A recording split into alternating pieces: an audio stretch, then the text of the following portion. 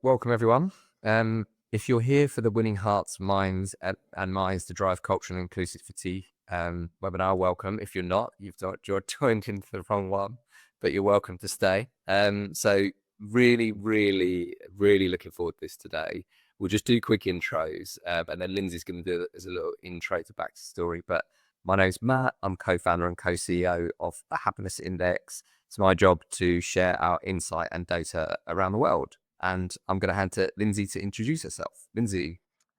Thanks, Matt. Hi, everyone. I'm Lindsay Oliver. I'm Head of Equity, Diversity and Inclusion for BaxterStorey. Thanks for joining us today. And Caleb?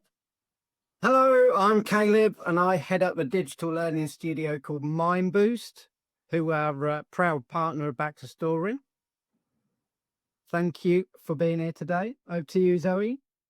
Thanks, Caleb. I'm Zoe. I'm a Learning and Development Manager for BaxterStorey, and I like to think I act as the conduit between Lindsay and Caleb. You very much do a very good job of it as well, Zoe. Thanks.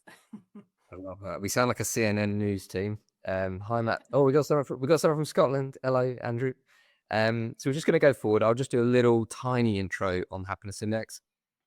Most people know the Happiness Index for our data. We've been collecting it for 10, 11 years. I've got two children. I tell my children that they're both my favorites, and BaxterStorey, to declare, are a customer of the Happiness Index. They're obviously my favorite customer, like all our customers are. But most people know the Happiness Index as an alternative to your traditional employee engagement survey. We use neuroscience. We go a bit deeper than the surface level surveys. But the projects that we're working on now and we're starting to roll out is something called Perform ROI. So it's our first consultancy product. So if you want to take your data, model that, and work out how the stuff that you're doing in well-being, culture, employee engagement is driving the bottom line, we have a product for that, and we'd love to hear from you. That is your advertorial over. And I'm just going to go forward where we are going to do a little poll. So I'll just read it out for everyone. So in the last year, has your organization's investment in ED&I increased, decreased, or stayed the same?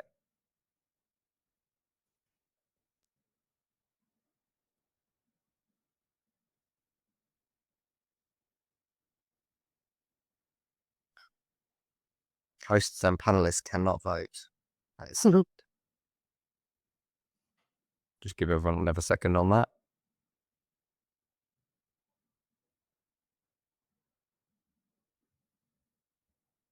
So 35% have increased, 12% has decreased, and 53% has stayed the same. That's not as bad as I thought it was going to be. I don't know why I thought it was going to be bad, but when you sort of read the stuff in your news, you do worry. I would also probably suspect that we've got a bit of a self-selecting group here based on the title. So yeah, super interesting results. We'll share them around again afterwards. So before we get into the meat of the subject today, I'm going to hand to Lindsay because I know all about BaxterStorey, but please tell us about BaxterStorey just so everyone's got a bit of a context.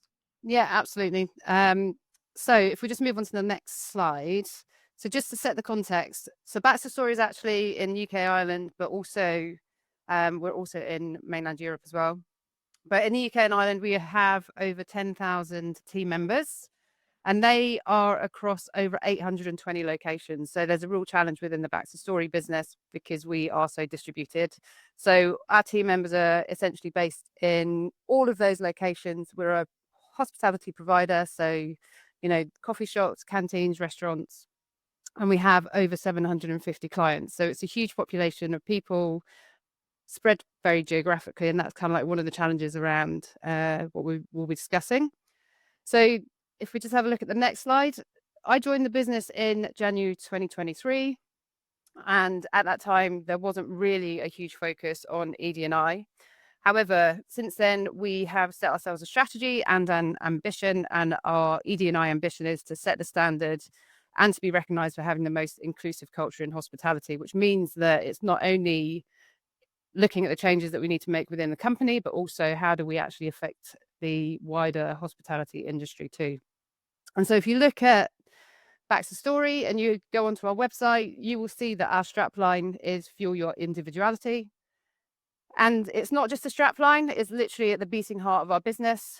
And one of the things that's really important is that actually, if you take fueling people's individuality, we absolutely cannot do that without getting inclusion and belonging right. And so part of that is we have ERGs, which we will talk about. So this is really just kind of like giving you a quick overview. We've got 6 employee resource groups in our business, which you can see there. So Shine is our LGBTQIA+ network. Dive In is focused on overarching diversity and inclusion. WOW is ways of wellbeing, and that's where our mental health first aiders and menopause champions sit. But also we're about to introduce epilepsy inclusion champions, so they will sit there. Rise is our women in hospitality network. Tribe is about empowering families. And then Forward is a ERG focused on race and ethnicity, and it stands for fostering opportunity, respect, and working against racial discrimination. So our ERGs are absolutely fundamental to the way that we approach ED&I. And if you have a look at kind of the next slide, you will see a little bit about what they do. We've got a podcast, which you can listen into on anywhere that you get podcasts, but they help us with our policies. They help with workshops. We have a program running at the moment called Inclusive Kitchen Culture. ERGs contribute to that.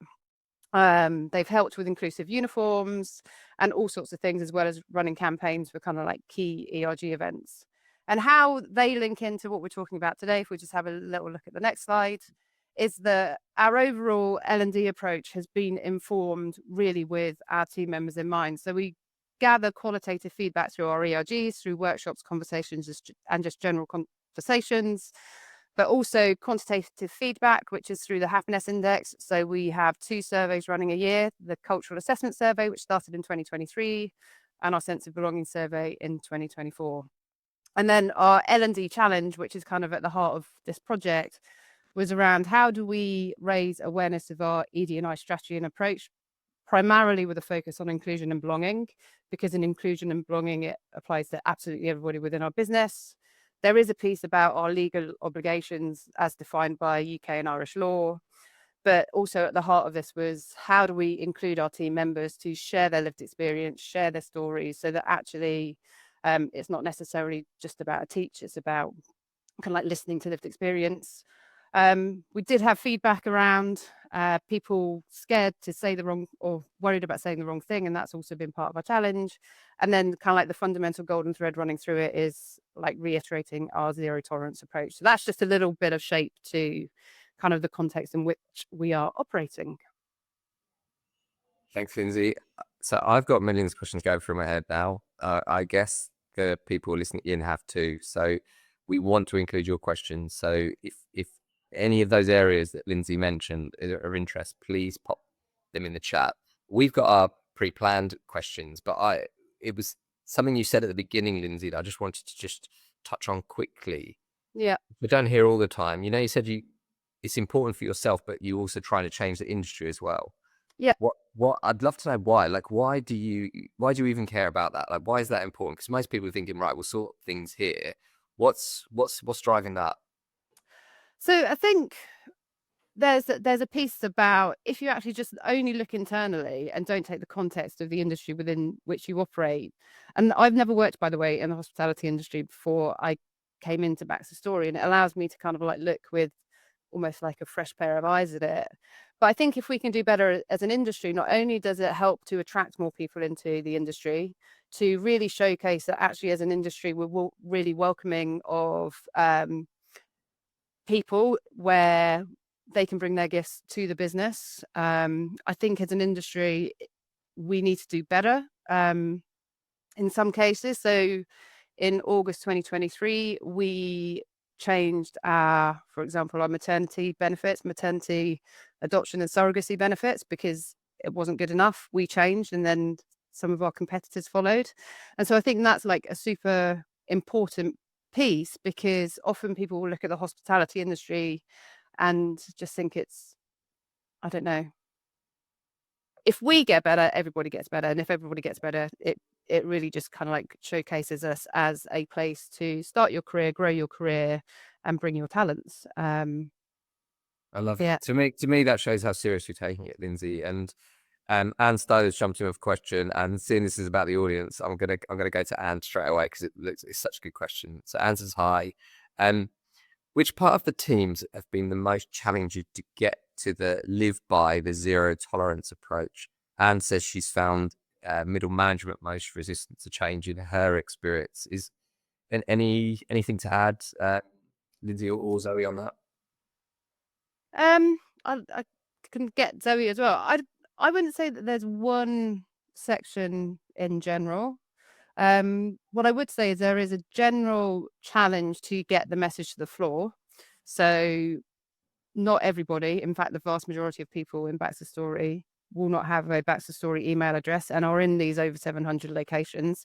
And so there is that comms challenge to get the information to the floor. But I think part of that is around how you share that message. So we have a multi-pronged approach to embed that, not only through e-learning, but comms and health and safety, all sorts of different ways to get the message through.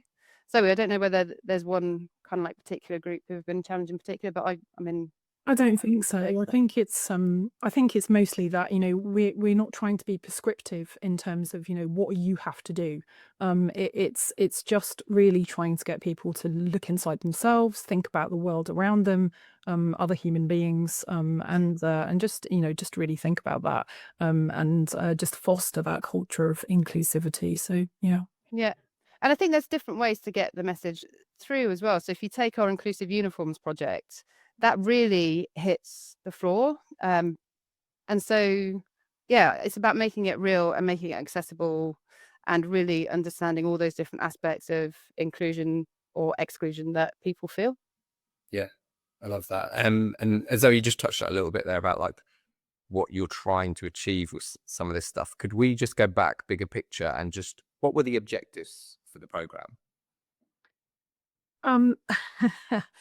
I think, gosh, we started with a lot, then we sort of threw those all away, then we started again. It's been a really interesting process. But I think really,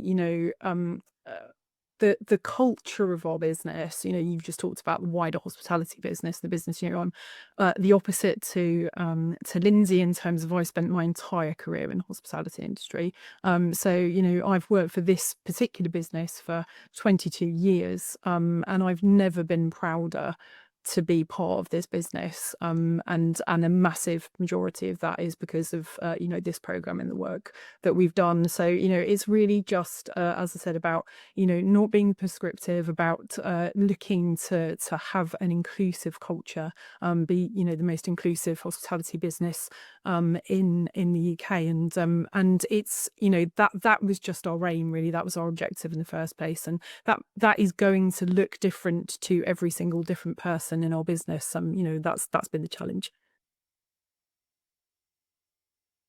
Lindsay, anything to add to that at all? Yeah, I would say like one of the aspects, and we will get into this through the learning, is so there is an aspect to this where we have to be kind of legally compliant through the Equalities Act or through the employment laws in Ireland, for example. And not everything is covered in legislation. And so one of the things that we've been really passionate about doing is not only to show where we need to be legal and what the protected characteristics are, for example, but how do we make sure we go above and beyond that? So if you look at social mobility, for example, social mobility is not covered through the Equalities Act. And it's around how do we get every single person in the business to understand that this applies to them. It's not necessarily just about the legal side of it. Obviously, it is part of that.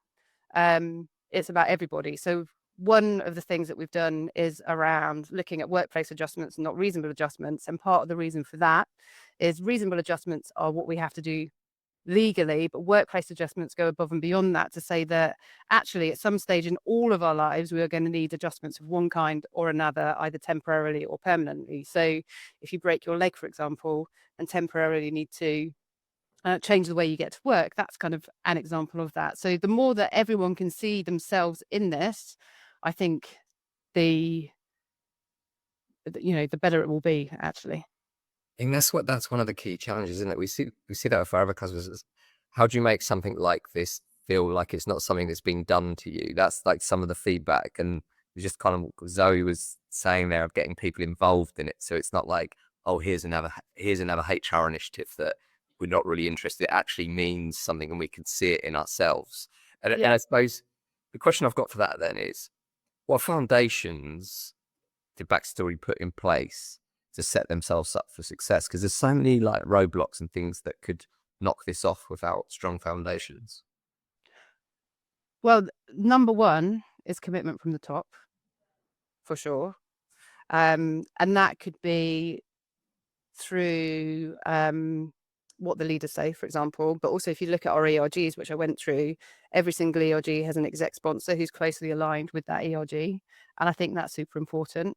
There's only me in the team, which doesn't equal a team, it's just me.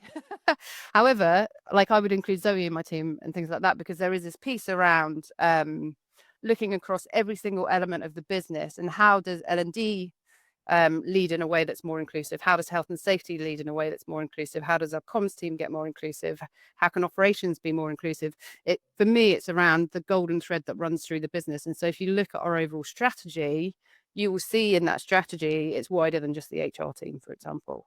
And I think that's really important, because I have said this before, and it's quite dangerous to say in the current environment, by the way, but since day one, my number one objective has been to make my own role redundant, because actually, if I get this right, you don't need a head of ED&I within your business, because the business is inclusive through everybody. And that is ultimately where we need to get to, and where I'm intending to get to, because I think that's where we've got it. That's right. Absolutely. I think that point, if your first point there about commitment from the top, there's been so many political headwinds around this subject, where so many people have just done complete U-turns that showed that there really wasn't commitment ever anyway. So Yeah. Absolutely key point. Zoe, anything you want to add to Lindsay's points? I think Lindsay's done a really good job. No, I think it's also being absolutely true to our word. As I said, this is very difficult to measure a cultural change. As I said, people in the business like me can feel it. It's really hard to tell you what that feels like. But it feels like people being more open. It feels like people wearing what is true to them. It feels like people coming up to me on a daily basis whenever I'm in a location or whatever, and saying, I really want to tell you this. I'm so excited about that. I want to, essentially, I can just be myself. As I said, that's hard to measure, but it's really putting your money where your mouth is, and all that kind of thing. Walking the walk as well as talking the talk, and all of those things that we like to say. That is really, really important to me. And I know Lindsay and Caleb as well. Yeah. And I think just one thing to add to kind of what Zoe said, I think the other aspect to this is that we are a food business. We are a hospitality provider, but we're a food business. And we don't kind of like just take frozen food and reheat it. What we are really about is the creativity of the food, the nutrition of the food, the sustainability of the food. And so there is this aspect, which is, for us to serve our customers great food, it needs to be by great people who feel great and feel safe and feel a sense of belonging when coming to work. And if we really want to fuel people's individuality, that actually shows up in the individuality of our offer within a client as well. So there is this direct correlation to ED&I, but I think there's also that aspect, which is we're growing as a business. That's super good. So that we've reduced our sickness and absence rate, we've reduced our attrition rate. All of those are really great indicators, and aren't necessarily just about kind of like one measure in particular. And so as a business benefit, that's a huge business benefit. Yeah, absolutely. And if you're a growing business, your customer base is going to be more diverse, and reflecting your customer base is absolutely key. I just want to touch on my favorite subject of employee feedback and survey results. You said we did approach. Can you just take our listeners through what you've done there? Yeah, so the you said we did is, if you take the happiness index in particular, so we ran the first cultural assessment survey, and then from the cultural assessment survey, you we've looked at all of the results from that, but also there's free format comments in that too. And initially the response to, well, how does that inform our overall HR strategy and approach is around, well, what are you telling us and how do we respond? So it's not just like looking and patting ourselves on the back. We really want to use that data and that information to channel our focus into the right objectives and the right deliverables and the right projects. And the happiness index told us initially, and it was really good advice as well, not to run the sense of belonging survey in the first year, because as a company we hadn't run a survey for a few years, and to hold off until people trusted that process. And that's why there was that lag. So not only do we get the results back, we read through every single comment. And I, this year, have read through over 4,600 individual comments just to make sure that we pick up on any nuances, any bits of information. Because even one person, there is an element of actually, how do we support that one person? So even if one person is experiencing it, how do we make sure that actually that's baked in? So yeah, so that's the you said, we did. It directly informs our approach in terms of the projects that we execute. So one of those was, we want to learn more about ED&I, which is then informing the approach that we have had in terms of working with MindBoost. Lindsay, I just want to just drill down on one of the things about the comments. People will be really surprised how many of our customers actually do that, read through all the comments, even though there's like analysis tools and AI is making it easier to do stuff like this. But I see that quite often, that people in your role actually still take the time to read through comments. Why do you feel it's important to do that rather than just read a synopsis or put it through AI, or what's because that's a big time investment, isn't it, for you? So you must. Oh yeah, it takes ages. Why are you doing that, I suppose, is a direct question. Well, there's a few things. I think listening to people and reading people's precise words are super important. There's also the aspect where we're asking some ED&I related questions, and if someone chooses to put anything as a cry for help, even though it's anonymous, but if someone were to put their name and to say that they were struggling, it allows us to ensure that we've kind of gone through and done that check as well. But I also think, we're asking our team members to invest the time in responding to the survey, and therefore I feel not an obligation, but if they're spending that time writing down something, as an HR team, we should spend the time reading through the individual comment that person has spent the time writing. And I think, I just think it's super important. And as I say, there's nuances in it, which allows us to inform the you said, we did piece. Yeah. And I just think the thing that I think about when you say that is that saying like data is the plural of anecdote, which is, for me, what I see you're doing there is you're effectively taking all the anecdotes rather than just one story. You're taking all the stories and then you're synthesizing it in, but then you're actually, emotions are often banned from work, but there are emotional comments in there, aren't they? And then when you yeah, totally. That's how you drive. Emotions are part of how you drive change as well. So thank you for delving. Zoe, anything I bet something sparking in your head, Zoe, on that. Anything that you want to add in? In terms of comments. Yeah, or any kind of thing to do with the survey analysis.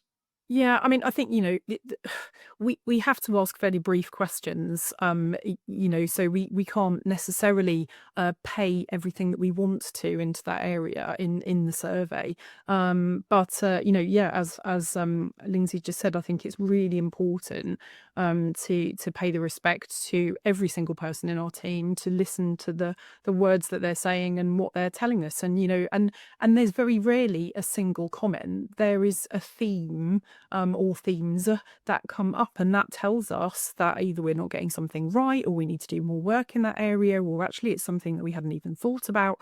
And that's really, really important, because without knowing about it, we can't do anything about it. Yeah.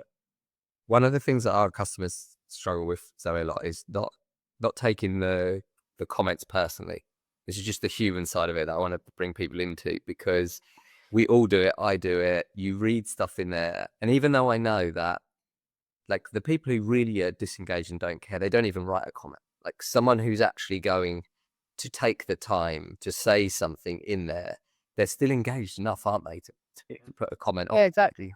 And Lindsay, I know we've spoken about this, about it's an emotional thing reading the comments as well. Like, any tips for anyone that is going through these types of surveys, not taking things personally? We're all human beings at the end of the day, aren't we? Any tips on that? Oh, I mean, I could do the like all feedback's a gift, but that's just a bit rubbish. Yeah, I mean, there is a piece around not taking it personally, and also there is a piece of this. So I can only talk from an ED&I point of view. So I'm the head of ED&I. I have my own unique identity. I don't live the experiences of every single person within our business.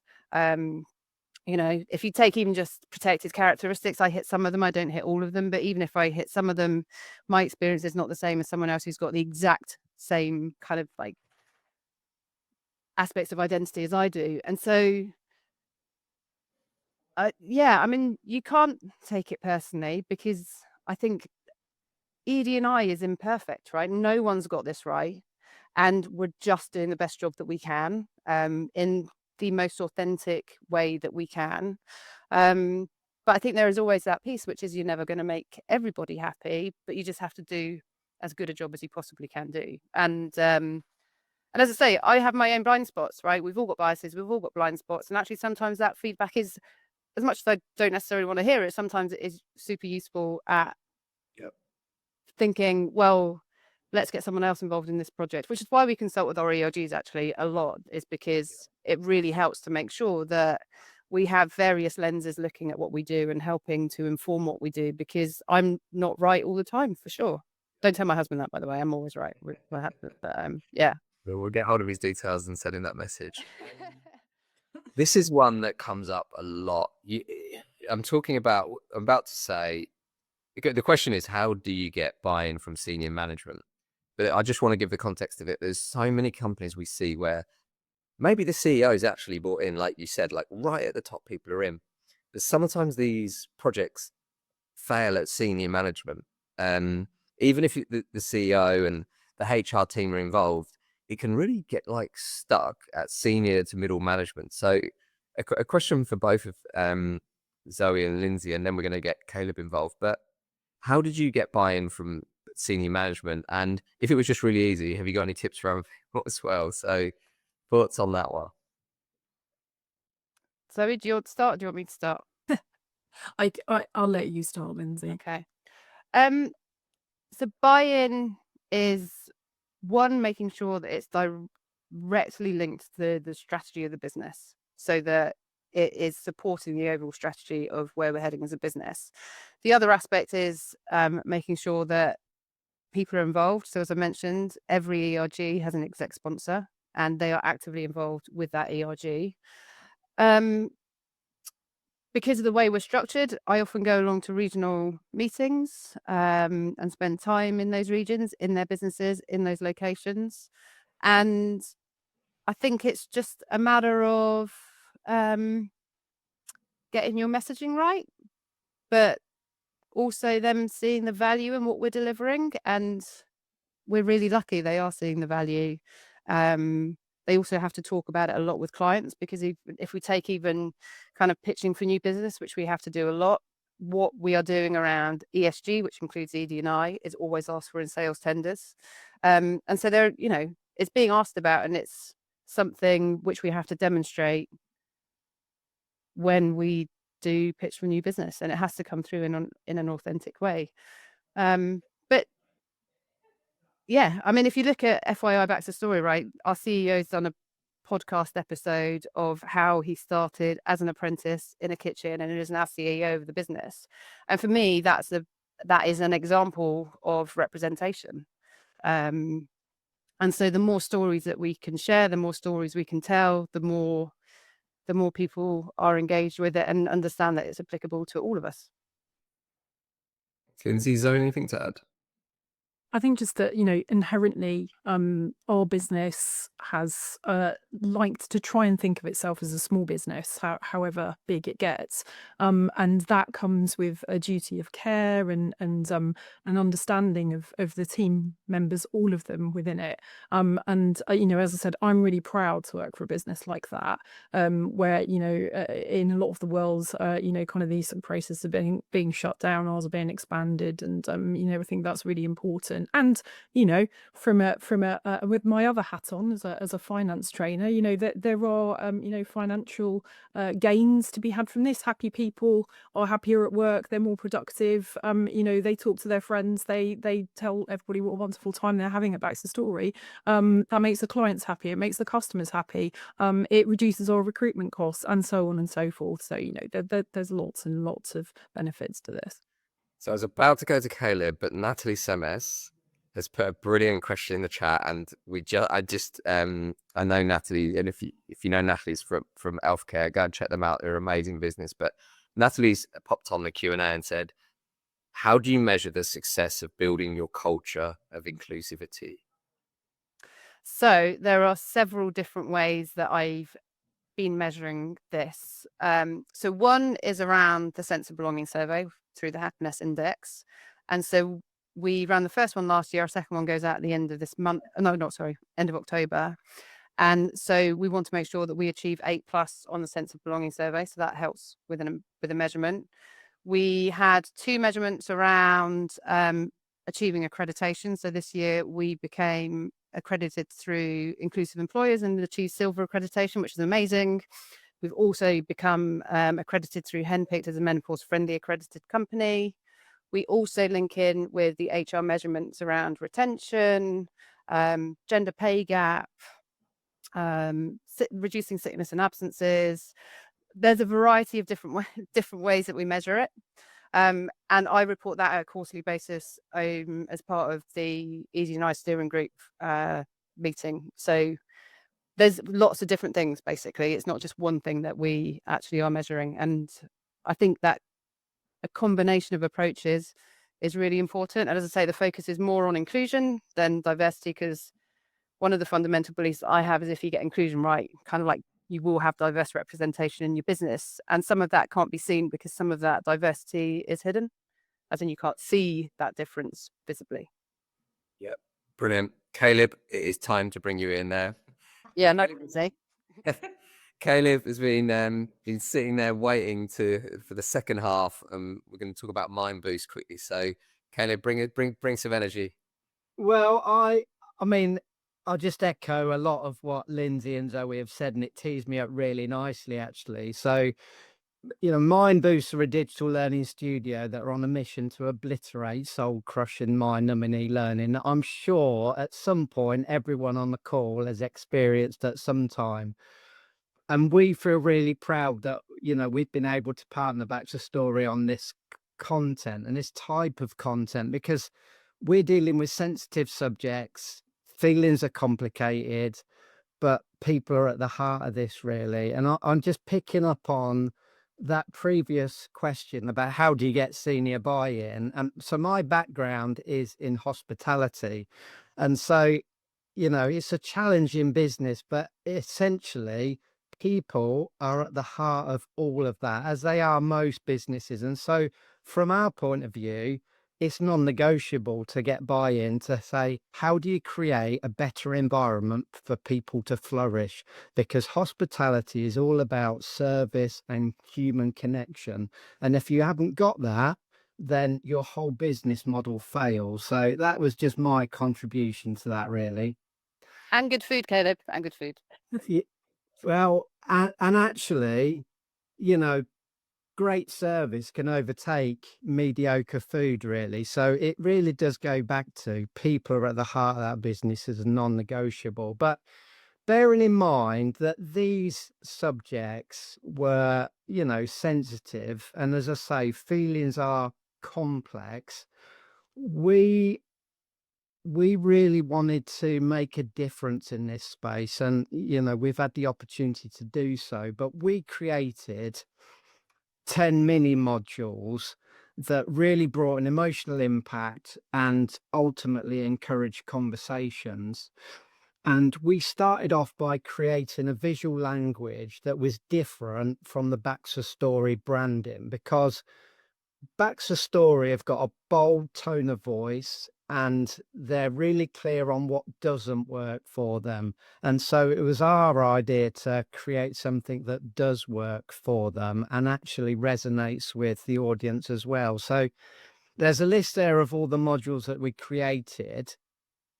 But each of those modules, and there's a story behind every one of these illustrations and the color palette and the style, but every one had its own visual identity, and we really wanted to get away from a sort of a stock or a cliche idea as well. So going back to Lindsay's reference of the ERGs and how we involved everyone, like we involved everyone in that decision making, even down to the paint colors that we used in one of the modules as well, and getting all that feedback. I think if we move on to this, I mean, how the program was designed to win hearts and minds. I mean, it's really clear right from the start. We want to make it clear from the start that this essentially started off as a project to raise the awareness around protected characteristics. But like, you can Google that, and some other agency would have probably just regurgitated that in a way. At every point, we questioned, how do we want someone to feel when they go through this experience? How do we want them to think slightly differently when they go through this experience?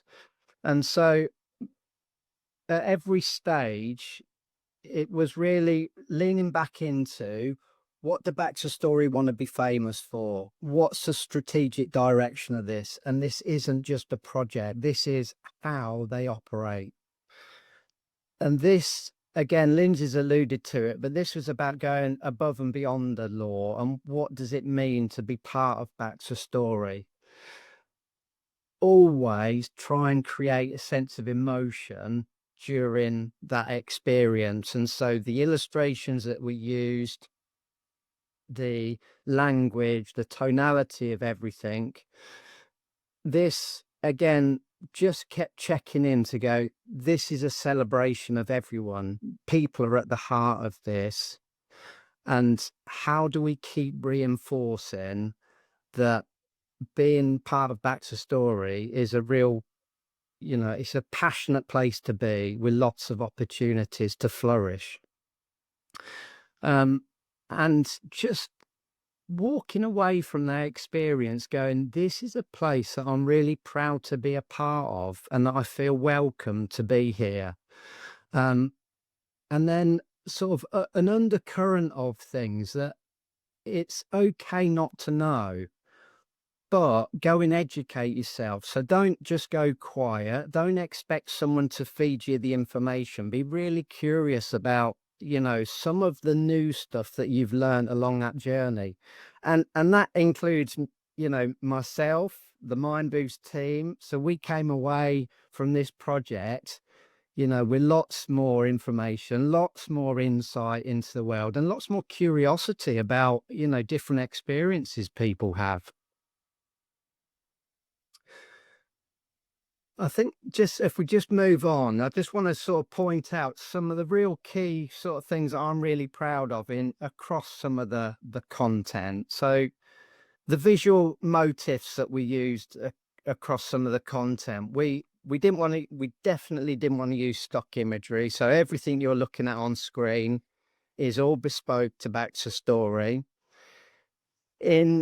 In a sense, it does actually use BaxterStorey's brand color palette, but we've changed it slightly, and then we created all these different assets that lent into each of the subjects. So, just an example, rather than, a cliche around age, we sort of used a metaphor around clocks. In terms of, instead of a cliche around a pride rainbow, we used a kaleidoscope to try and do that. But some of the things that really pulled out some of the learning points as well. We we really lent into real experiences. So where we could, we used video, audio, and real life quotes. And Zoe was really at the heart of actually capturing a lot of the video experiences that we presented in there. I don't know if you want to talk about some of those, Zoe. Yeah, I mean, thanks, Caleb. We decided we wanted to use those real lived experiences, and amazingly, I ended up interviewing over 70 of our team members from all across our business, all across, geographically, and you know those interviews that I did, that filming that I did, actually, when you're sitting in front of somebody, and they are very kindly and very bravely in some respects sharing their lived experiences with you, then that is, I found that a very emotional. It was often very emotional for everybody concerned. Caleb's just talked about how it's affected Mind Boost to work in this zone. Even the people who we used as our videographers, came away from every single session like, wow, I've learned so much. That's changed my view of the world. And that's really what it's about. So those emotions that come when you're sitting in front of somebody with that lived experience, that's totally different from a theoretical discussion that you can have on any of these key points or aspects or characteristics or whatever you want to call them. And so for me, it was about trying to translate that emotion onto the screen, and ensure that wherever we could, we delivered that into all of our team members right across the business. Because even if you don't agree with that person's viewpoint, even if that's not your viewpoint and may never be your viewpoint, then hopefully seeing a real person talking about that, knowing that you work directly or indirectly with that person, and them sharing their experiences, hopefully broadens people's viewpoints and understanding, and that leads to a more inclusive workplace. I think sorry.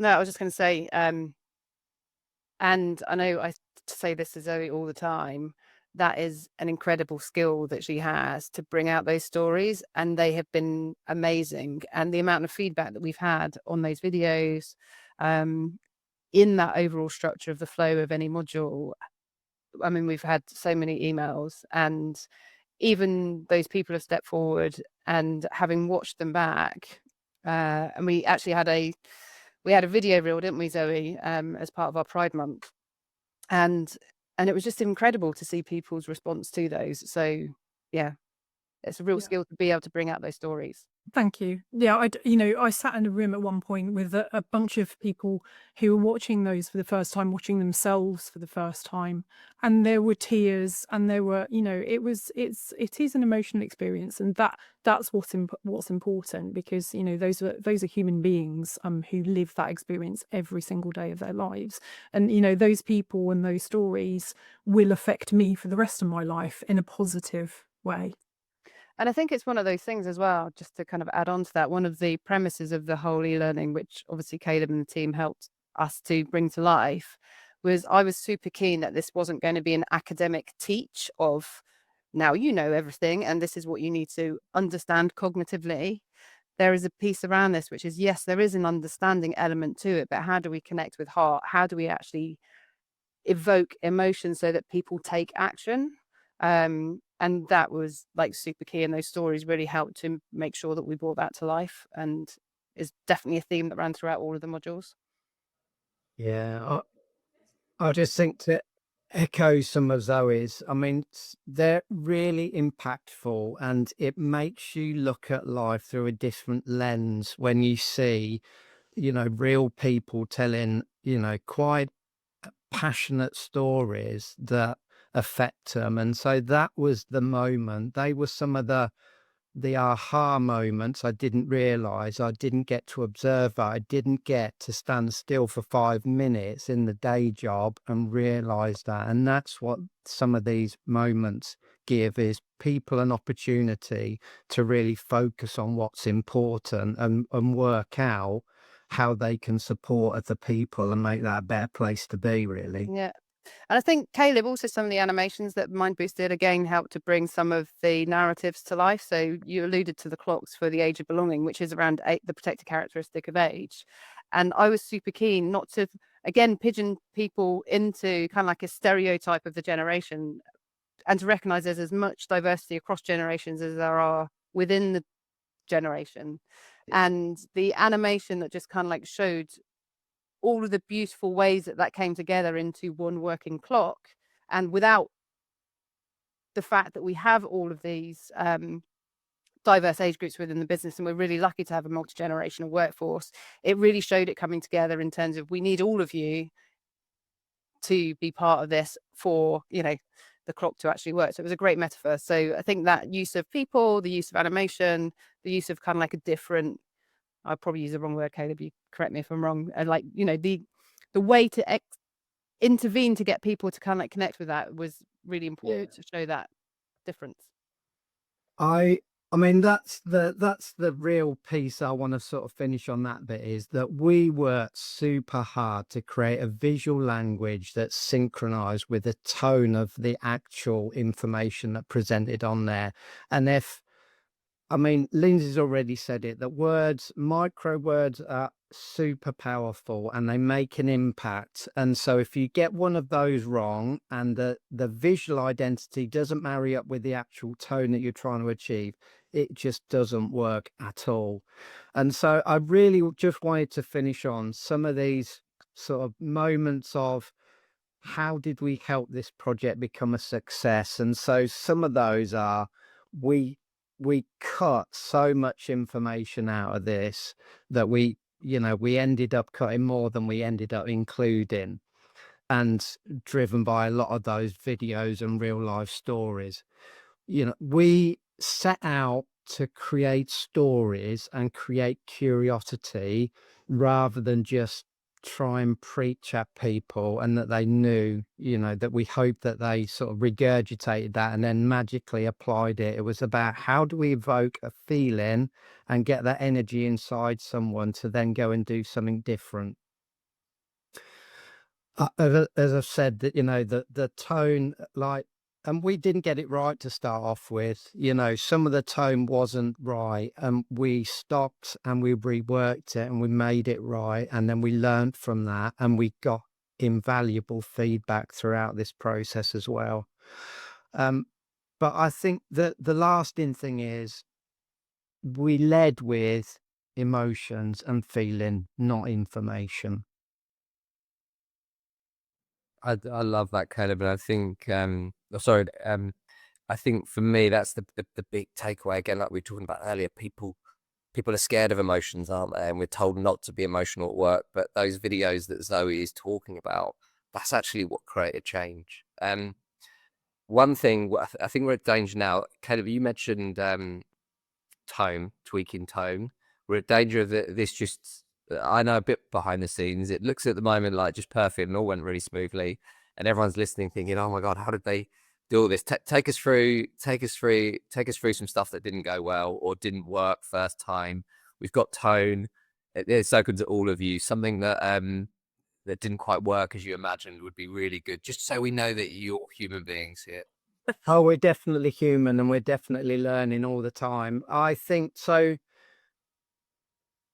I think we underestimated the impact of language and words, and I think getting everybody involved. I think it's really difficult actually, because like, I want to focus on the positives, but it was a challenge to get the illustrations perfect. And if anyone noticed, the introduction slide to Mind Boost had the purple hand in there saying, "Hi, Mind Boost." So even yesterday, we made a mistake that was a skin tone. And quite rightly, Lindsay said that doesn't work. It needs to be a different color. It's got to be different. And so getting the color palette right in all of those illustrations and the theme was a challenge. And you know, the way we overcame that was by asking and testing and being really open to say, we haven't got all the answers. as a group, we haven't got all the answers. So let's ask people. Yeah. And I So think, Lindsay- our relationship with Caleb and Mindboost and his team is really important as well. That Caleb gets asked. Caleb is an honorary member of BaxterStorey, whether he wants to be or not. And being able to be honest and give honest feedback, and go back and say, actually, this isn't quite right. There's something not right. We need to all have about that. That's really important. So the relationship between us is incredibly important, I think. And I think just to highlight that, Zoe, as well. And I mean, if you listened into any of our calls, you would have just thought random. So, I mean, one call we spent maybe the first 25 minutes talking about vegan cheese because I had been away and Caleb was vegan, and we were talking about vegan cheese. So, and as much as that's random, it is about actually investing in the relationship as well and spending time getting to know each other, because that then makes those conversations, because sometimes it's a really hard conversation, even talking to Mindboost, for example, as a supplier and saying, actually, that word doesn't work and it's not inclusive for these reasons. So being able to be quite forthright, and not faff about that, sharing that message and sharing that feedback. And Mindboost were always brilliant at going, oh my goodness, I didn't even think about that. I don't even realize that. And so being able to have some of those conversations just really helps to reinforce that relationship to get us to a good end place. Well, I mean, some of the other challenges is the more people you invite to feedback, you obviously open yourself up to that level of conversation and critique. But when you're dealing with, we're all dealing with people and feelings and sensitivity. You've got to open yourself up, else it's like I would stand here and go, what's the point? What's the point of delivering this if it's not going to impact someone either positively or negatively? Because let's face it, not everyone is going to go, I absolutely love this and I get everything. But if we've prompted a reaction to someone go, well, I never thought about that, then that can only be a good thing because we're opening up eyes and expanding people's minds. And I think a lot of the messaging in it, Caleb and Zoe, was around how to engage in conversation, because a lot of the time there's a lot of fear when it comes to having inclusive conversations. People genuinely don't want to get things wrong, don't want to say the wrong thing, don't want to cause offense. And good people often cause harm because they just don't know what they don't know. And so a lot of this was around, look, engage in conversation, connect. You're not going to get it right every time, but It's going to be messy. yeah, have the messy conversations that matter, because actually if you can nip things in the bud from the outset, it will prevent kind of bigger issues occurring in the future. So it is around, we're all in this together. The more that we can find kind of like the common threads of humanity amongst all of us, then it's a good thing. I love that. I love that. And Caleb said it earlier, not being preachy. Oh no. And that whole point about getting people involved in it. We've only got 2 people. We've only got 2 minutes left, people. I can't believe this. I just looked at the clock. So I'm going to give you all 30 seconds. Our audience love a takeaway. So I'm going to ask you. I'm just going to go around the room. Just going to give you 30 seconds each. Put your hand up if you want to go first. But if someone's listened in and they've gone, yeah, I'm being inspired today, and they want to go and do something like this. Like, what's the one takeaway that you want to leave with them today, for them to go and speak to their manager or their colleague? Who'd like to go first on that? I mean, I can jump in. Is that Just first? I just think if you care about people, just care about people. That's a takeaway, and use that as the conversation to drive stuff. If you want your business to grow, move forward, you've got to care about your people. Love that. I think I'd go with, just don't underestimate how people feel about, this. Don't underestimate that people are just going to put. Actually, a lot of people are really, really interested, and it affects every single person in our organisation. I love those. I think you're right. There were so many people who think that until they get involved in it and then realise that there's a lot of energy behind it. Lindsay, you've got the last word. Keep it simple. Adopt an inclusion first approach. Inclusion applies to absolutely every single person within your business and within the world. So start there. Caleb, Zoe, Lindsay, thank you so much. We've learned so much today. And if you want to continue the conversation, you want to contribute your voice, in the chat is our research link to be able to contribute to one of the deepest ever studies into workplace happiness and engagement, which includes all the subjects that we've discussed today. Click on that link, and the culture assessment that we were talking about earlier that's gone out at BaxterStorey, you can actually answer as an individual. We're trying to get that far and wide all around the world and for it to be as inclusive as ever. So grab that link. But I just have to say thank you to our panelists. I can't believe how much insight you have packed in there. And we said beforehand it will fly, and it did. So I hope our attendees have enjoyed it as much as I have. Thank you. Thanks, everybody. Thank you very much. Thanks everyone for coming.